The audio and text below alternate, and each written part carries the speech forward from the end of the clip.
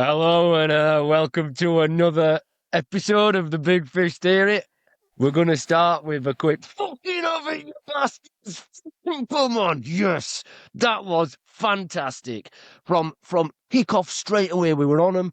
Calvert-Lewin almost scored. I mean, he never scored during the game and he was so close. Tanaka was instrumental. Players were just gelled. It was fantastic. Strike, absolutely perfect. A couple of other top balls of a Biol, but he learned early on. We score. Obviously, the crowd's just absolutely mental. It's wonderful. 45 years since we've been there. We've been waiting for all that time for a League One. Obviously, League One when we beat them in FA Cup, but just absolutely fantastic watching Bruno Fernandes's llama bastard face just fucking whinge and moan every moment he got. Casemiro's fucking snout pig fucking brilliant. Brilliant. So let's just kick it off. There's no point in reviewing it. There's no point in doing it. I want to go to my dad with the biggest question that anybody can ever answer to this game. What the fuck is going on with half and half scarves? Listen, if you ever see me with an half and half scarf, have me shot, right? Because it's I don't get it. I just don't get it. I mean, even Man U fans, proper Man U fans, right, and follow the club, must look and think, I'd rather put pins in my eyes than wear a fucking Man U badge anywhere near me. And every Leeds fan who follows Leeds, I'm saying this now to him who's listening to this, if you're going to Wembley, if you see any Leeds fan with a fucking 50-50 scarf, right, drag it off them and tell them that's not this club. This is the way football's going, though, Adam, isn't it? It's. I've said it before about these foreign owners that don't want us. They don't want season ticket holders. They don't want that. They want their tourist supporters to come over, and you see it every week, don't you? Half and half scarf. Do they know what this game means to us? Not just us. To scum fans as well. It's a big thing. Well, I'll tell you what, their players didn't know. Ours did. Ours knew. Yeah. You know, we've got that core British player base, you know, pass it on to like Sir Okafor and said to him, this means a lot to us. This, you know, we've got Rodon, we've got Justin actually now. We've got Darlow, we've got James. I know he didn't play. We've got Calvert-Lewin. All British-based players that know what it means. You know, and they pass that on to other players. You've got Manu come out yesterday. It were like a training session for them. There were no passion at all. They don't care. I'm not saying they don't care, but they don't get it. They don't get it. And this is this 50-50 scarf. You see all these tourist supporters. You watch Chelsea or Tottenham and they'll be on the phones, you know, not away supporters because that's your core support. That's your core support. When they go away, they're committed totally. But your own support, they'll be on the phones like that. What? Fucking put your phone down and watch your team play. It's a bad sign, and I don't like it. I don't like the way the game's going and the way they're pushing it. I don't like it. But I tell you what, our lads were up for it. And manager got it spot on. We've said it all along, haven't we? Get down them wings. Bogle, brilliant. You know, Goodmanson. Okafor getting it, putting Goodmanson in. And feeding Calvert-Lewin and getting ball in box. Brilliant from Leeds. All the way through the game. And all these manual fans that were moaning, oh, he got sent off. You weren't even in game, lads. You should have been out. You should have been dead and buried at half time. It was just brilliant. It was just really good game to watch and just to shove that up on Carrick because he's the worst manager in Premiership, Carrick. And I mean this, right? You look at that game going into half time. You're 2-0 down, getting mullered, should have been 4 down. If that had been Farke, I'll give Farke his due at Man City, when we were getting mullered at Man City, changed it. What did Carrick do? Oh, I tell you what, let's just send them out. I thought, my fucking birthdays have all come at once. At half time when they come on, second half, and they've not changed it. Oh, brilliant. What? Fuck, he is useless. He was useless at Millsman, he's fucking useless at Manchester, and he got what he deserved. And that interview he did after the game, not once did he give Leeds any praise. Oh, it was shocking. He should have been sent off. You should have been out of fucking game, mate, hours ago. Yes. Right, I've said my piece. Arguably, the sending off actually galvanised them a bit, to be honest, because I think without it, we'd have just carried on beating them well off at pitch. And I think that sending off, I mean, don't get me wrong, it's soft. Once it goes to VAR, you're buggered because then it's got to be a red card decision. I mean, what's he pulling his hair for? I mean, if you want to be a fairy like that, well, you're messing about. You don't pull another man's hair. I don't care who you are. I mean, it's like when Suarez is biting folk. Would he? So, you know.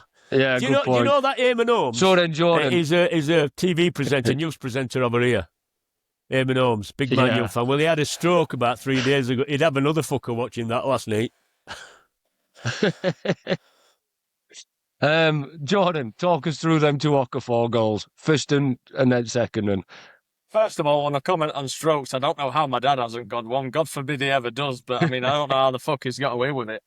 The two goals, oh man. Well, obviously you started with Calvert-Lewin missing that first, which I kind of feel like that would have been too early, but then the goal came 2 minutes or 3 minutes after anyway.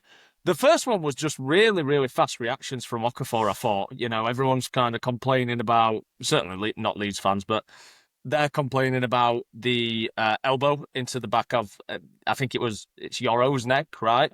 Yeah. Would have been soft, but I thought as soon as the ball fell to Okafor, you know, you saw the keeper, Lemons, he's moving to his right, and Okafor just puts it completely opposite, and there's just no time for him to react. So I thought really fast reactions from Okafor gave the keeper absolutely no chance.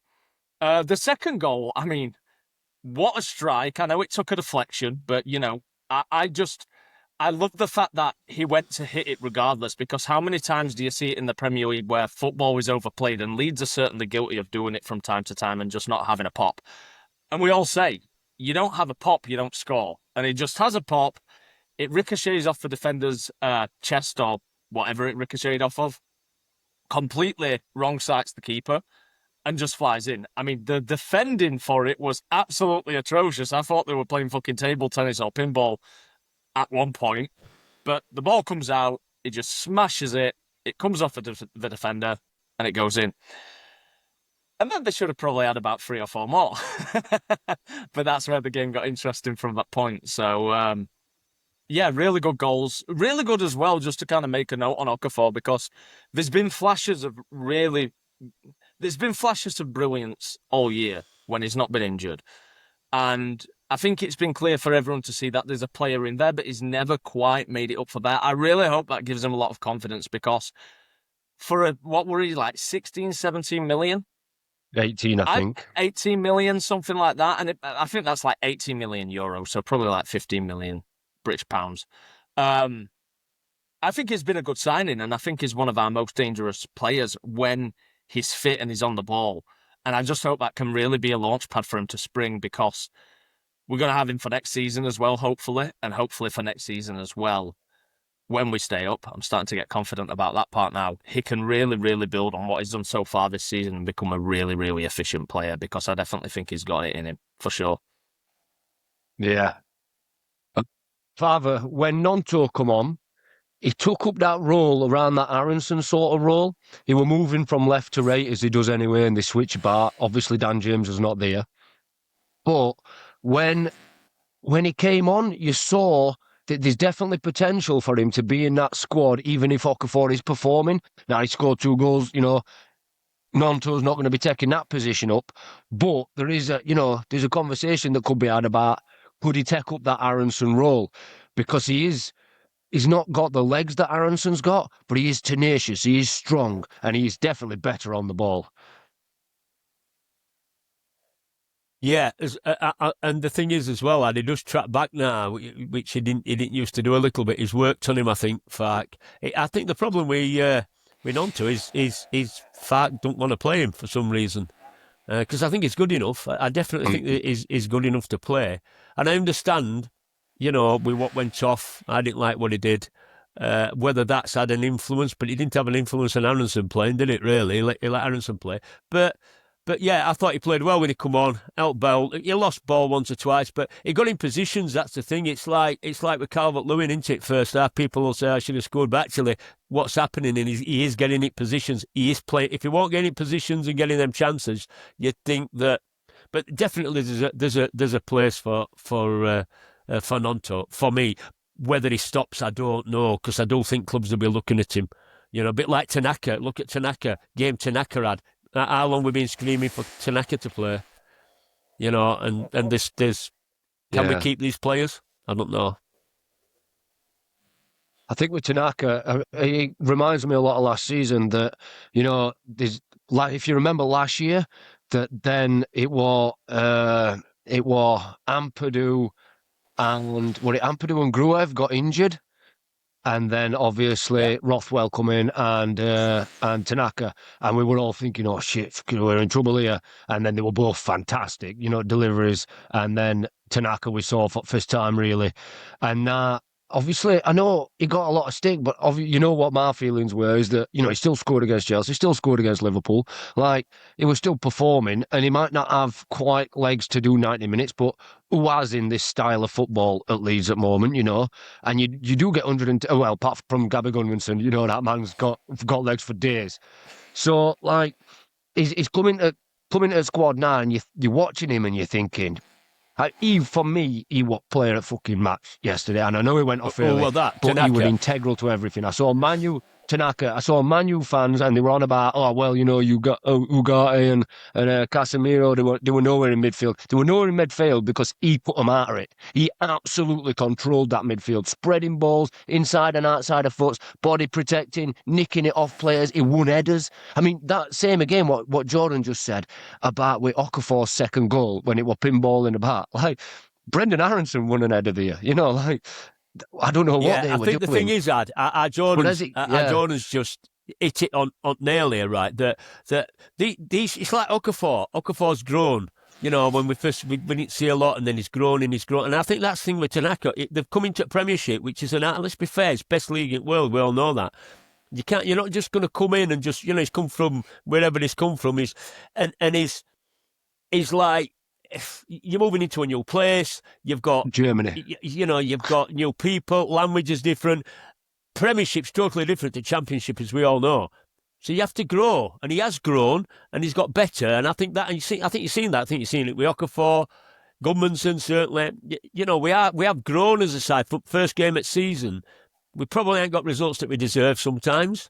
You know, we've lost some that we have deserved, but they have. And that performance yesterday from every player, let's be totally honest. Darlow were outstanding. Darlow didn't keep us in game, but stopped them getting their foot. That first save when they came on to about 2 minutes into second half, and he cut inside. That was a good save, and it up in air, and he headed it away, didn't he?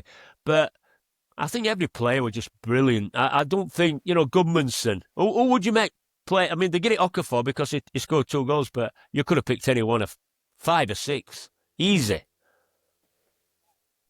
Fantastic. Strike, what absolutely out of this world. Tanaka were fantastic. Ampadu again, brilliant.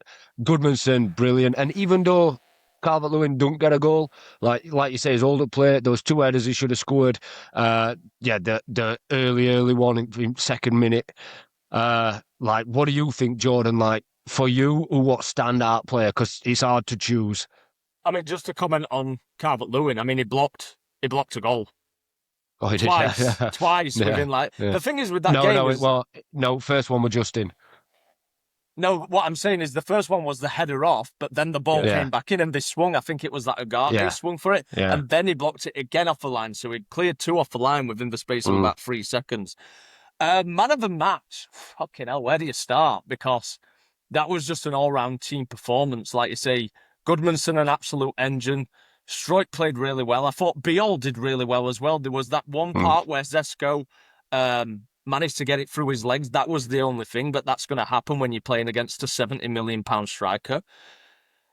I think Ampadu, again, he was just like a Swiss Army knife. Like, he's just so good at changing positions, but sweeping, man marking, and just really his aggressive attitude towards the game as well. Because one of the things I really like about Ampadu is he's not the biggest player, but he's also really not scared of getting in a player's face and winding them up.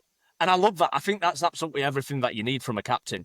Like, he will just show fight, he'll show passion, he'll show energy, he'll put his head where people won't put the boots.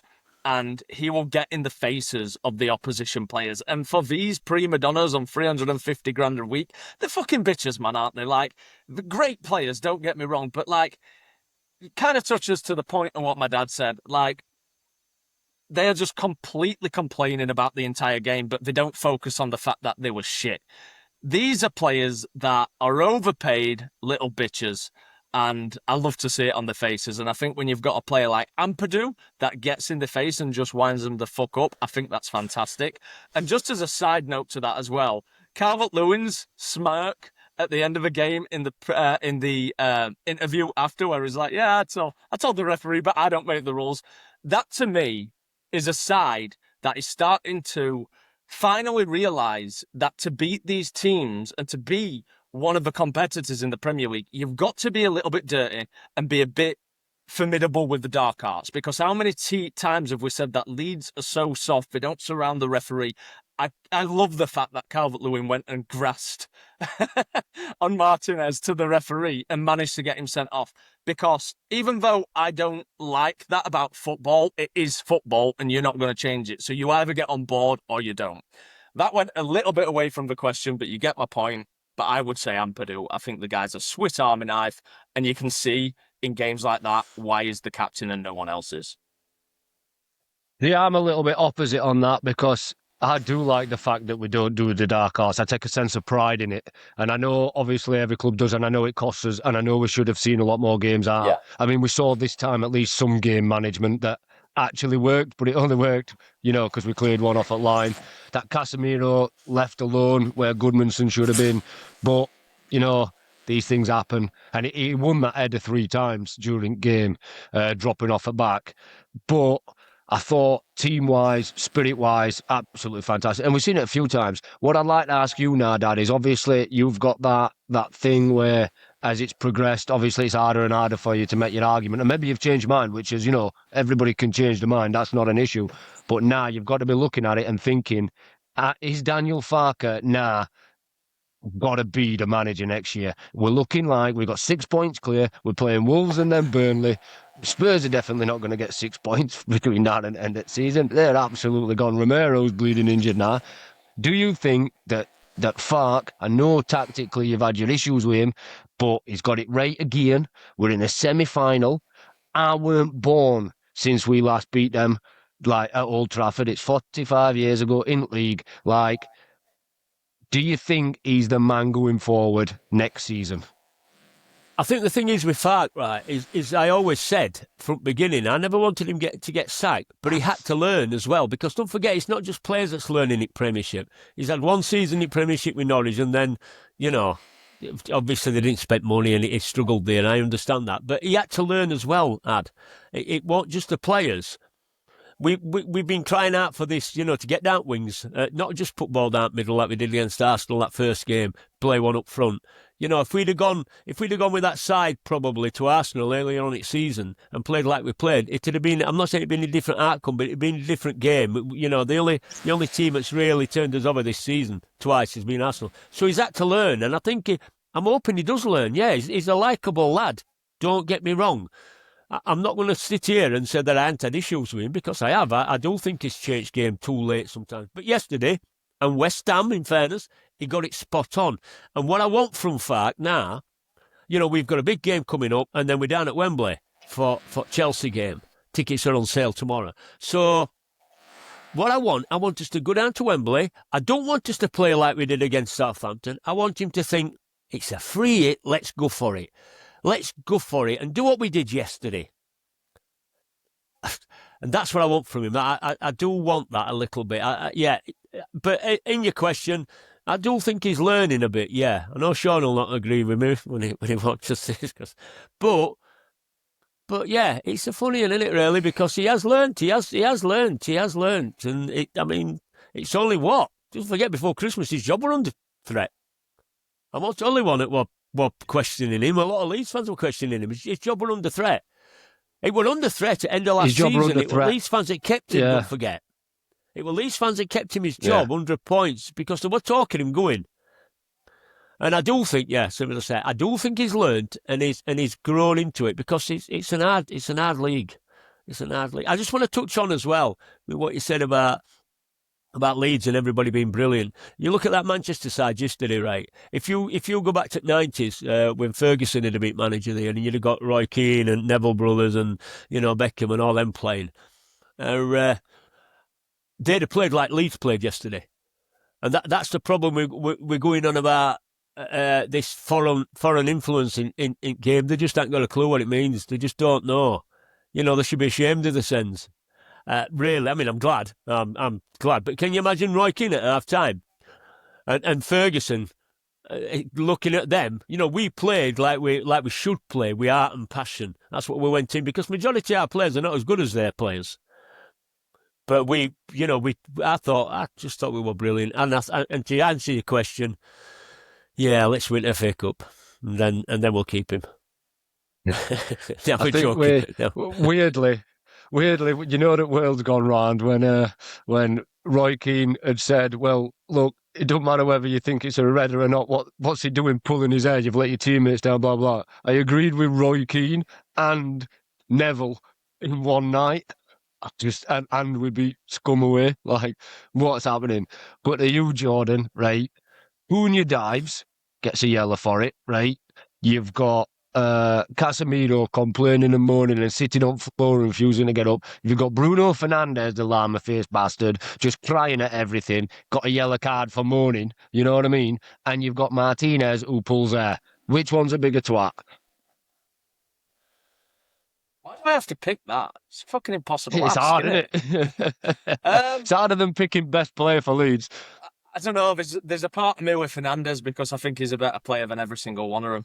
I know that they're different positions. Obviously, you can't really compare Fernandes to Martinez, and you can't really compare Fernandes to Cunha. But Fernandes has been there a while now. He's got to have been there maybe 4 or 5 years. And he's been a consistent rat-faced bastard in the Premier League for a long time now. And he's such a good player as well. I hate to say it, but he is a phenomenal player. He's world class. But imagine if that's the annoying thing. Imagine if you had a world class player like that actually had that level of heart and passion. It just they just got to the game, and they just actually put their all into the game instead of bitching and whining constantly. They're just soft, man. They're just soft. I would say Fernandes. Cannot stand the guy. But a really good player. I don't think anyone can deny. And if you do deny, you're being a bit of a twat yourself, aren't you? You're not really being aligned with reality, because he is a great player. There's no question about it. And for me, it's just a shit Brendan Aronson, to be honest. But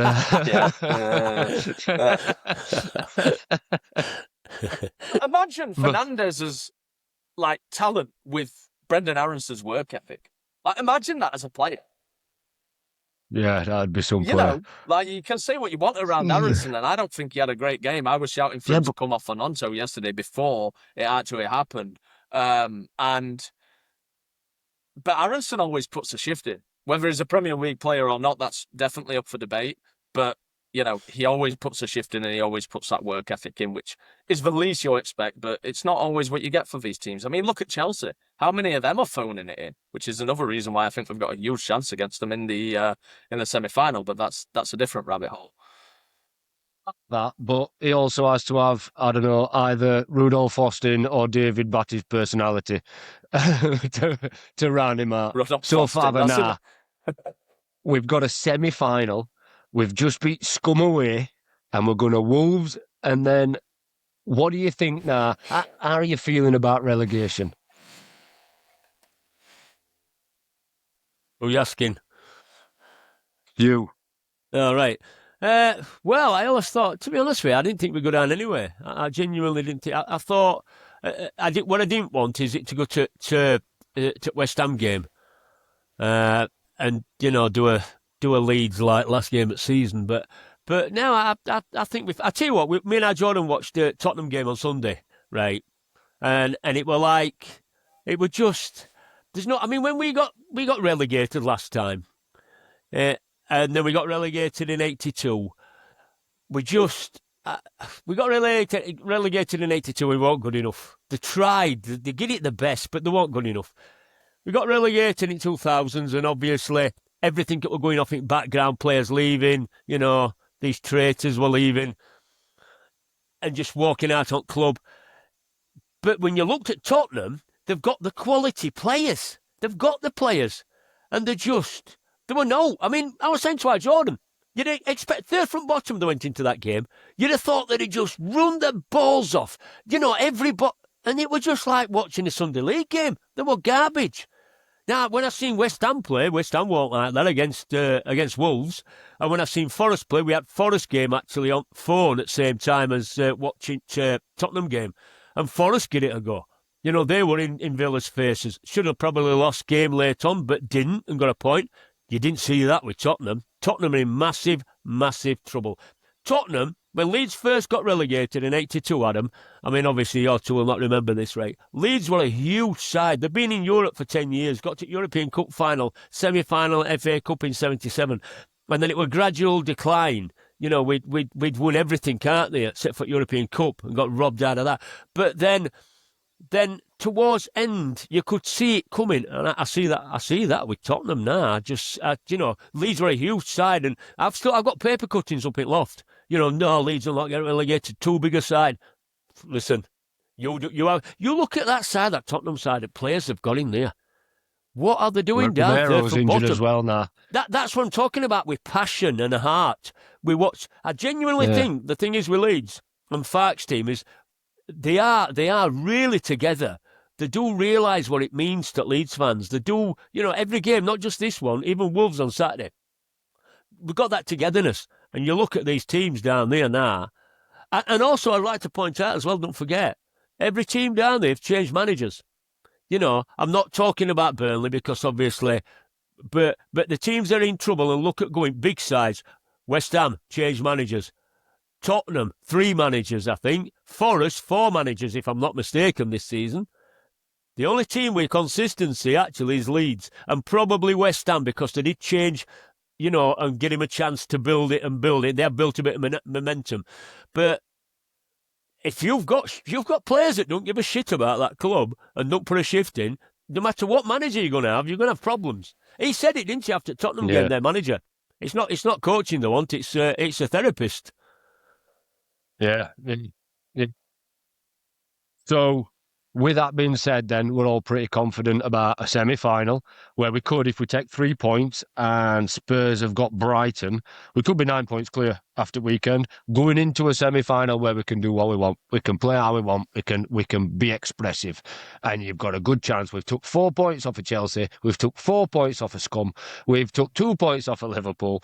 Let's be honest. We've been in games for every game apart from Arsenal, which is fair enough, right? You can't ask for better than that through a season. You've got a semi-final. You've beat Scum away. For me, Farke, brilliant.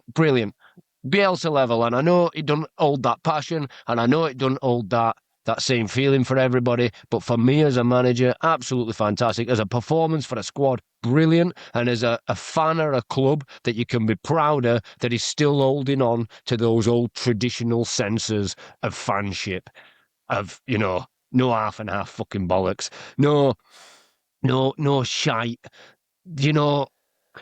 it's gonna come. It's gonna happen to our club, same as it did to everybody else. If I look at the best fans in the Premier League this year, is us and Sunderland, and that's because we weren't there for the last 2 years, I think, and you didn't attract those sort of fans.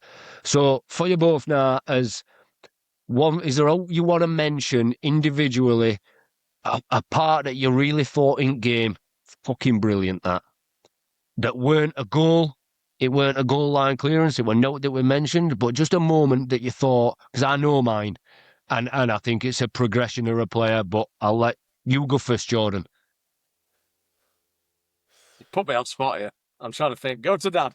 Go to me after. I'm trying to think. You first, Dad. I'm trying to think. Well, I think Goodmanson. I think Bogle, that first cross into box, he just set it up lovely, went down, and I just think Bogle, Goodmanson, just them moments of getting into box and putting balls in box. But also, same as you say with Okafor, ball comes down, bang, it's it first time. Don't think about it. Probably that one moment there, because I didn't expect him to shoot, did you? You know, it ball come down. That's a good technique as well, which, you know, bang. It just come down. So that moment, I think, probably, and when whistle went. yeah, because we were getting a bit nervous towards the end. Are you ready, Yeah. Geordie? Yeah, I am. First goal. After the first goal. Because how many times do you then sit back and really soak up pressure? And I thought we did a great job on just continuously attacking them even after that point. Yeah, you see it so many times. You know, you score a goal, especially as a lower quality team in terms of like personnel and in terms of the amount of money that the players are worth, etc. You see them not like cave in, get a little bit nervous, and really try and defend that lead. And you can't do that at Old Trafford, and you're definitely not going to do it for 86 minutes at Old Trafford. And the fact that we just kept on pushing, and as a result, we got that second reward, which was the second goal. Should have been a lot more. But I think that mentality was really, really good. And it was really good to see from Farke as well, because I have been very positive about Farke, and I've also been very critical. I said about 10 weeks ago, and we can get into this in a different question if you want. I said about 10 weeks ago at one of the games with the lads in the pub, you weren't there, Dad. I said that Farke, in certain recent history, is every sense of a legend alongside Bielsa because of what he's done. I said that. I think I said that to you as well. Yeah. Even though I've had my doubts about him and whether he stays at the end of the season tactically, but I've said that he's been a legend in every sense of recent history, because how can he not be when, you know, with what he's been up against in the last 20 years? He's achieved just as much as Bielsa now, possibly more. So how can he not be? How can you possibly class Bielsa as a legend and not Farke in the same sentence? At the same time, I've got a signed photo of Bielsa. I haven't got a signed photo of Farke, so that is not me putting anything down on Bielsa. I absolutely love that man. I just want to give Farke those praises. And I think you've got to give them in that first half as well, because instead of just sitting back, which he probably would have done in the past, he went for it. And I hope that is what we see going forward, because we could have won many more away games if we'd have approached it with that same mentality. I really do think that, and I hope that that's a bit of a turning point. Of course, you've got to soak up pressure. Sometimes you're going to have to park the bus. You can't just be gung-ho and attack all the time. That gets dismantled, which we've seen in the past, especially when you do it that way for long periods of time. But that's exactly one of the things I want to see with that FA Cup. Just go and attack them. Do exactly the same as what you did yesterday, and just go out and try and shit them up. Because these players on 250, 300, 400 grand a month, a lot of them don't have it mentally. When they're getting boots stuck into them left, right, and centre, they crumble. They crumble for how good they are as players. They mentally crumble, and that's what I want to see going forward. And if we beat Wolves on Saturday, then you've got to say that Leeds are stocked up, because they'll draw a few more. I'm expecting a draw against Burnley, but anyway, I'm going on now. For me, it's Jacobiol. I think that early on, Fernandez put 2 balls over to Sesko, who ran onto him. He was just on that deadline, and he learned really quickly. He was like, right, I ain't got pace, I ain't got road on for that recovery to my side, so I'm going to play a bit deeper, you know, a bit further back, and he learned that very quickly. He kept his body in front of him, and that's why they took Sesko off later, because Jacobiol, at beginning we weren't sure. Through season, he's progressed to being one of our... Well, it's hard to say who's his best defender anymore, because individually, all three of them have been fantastic plenty of times. And for me, the fact that he learned that so early and we didn't keep getting caught in that same way, I thought was absolutely fantastic. We'll finish off now, lads, and I just want to say, please like and subscribe, because it's my 40th birthday tomorrow and I'm fucking old, and it'd be nice if I didn't have to get up to work in a couple of years, and channel we're doing all right. So if you've enjoyed it, like and subscribe, and just as we're going, you bastards, come on, and it's Wolves on Saturday. Have a good one, lads. See you later. Yeah.